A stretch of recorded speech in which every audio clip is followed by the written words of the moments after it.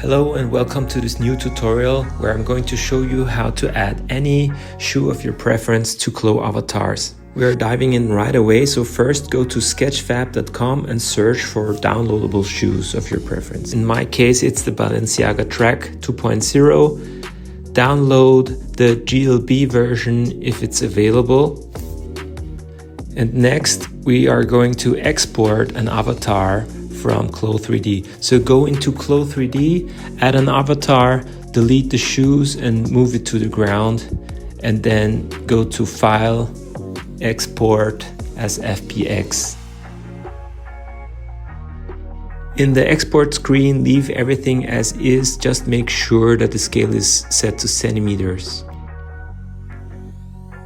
Then open up Blender and import the avatar that you just exported from CLO3D, and then import the GLB file that you downloaded from Sketchfab. In some cases, the downloaded 3D model contains two shoes. We can delete one since we are going to mirror the shoe in CLO3D later. As a next step, adjust the size and position of the shoe correctly so it fits the avatar. Rename the shoe object to shoes_L. This is very important for CLO3D to register it correctly later. Then export the shoe as FBX.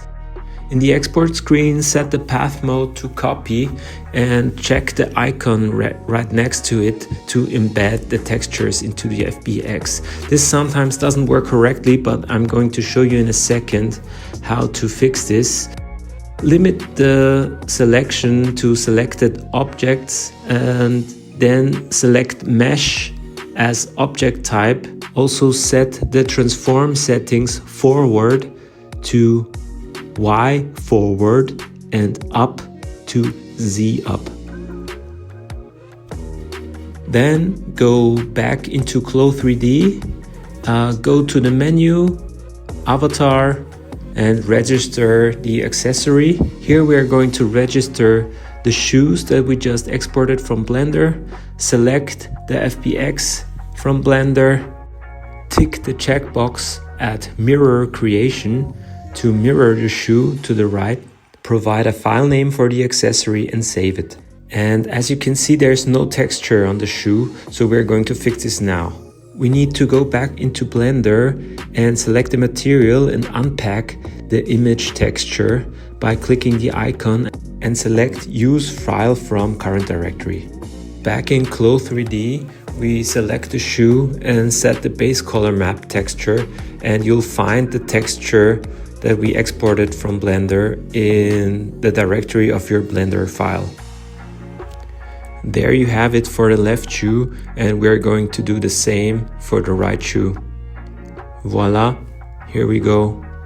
To save the textures to the accessory file for CLO, we have to save it again by overwriting it.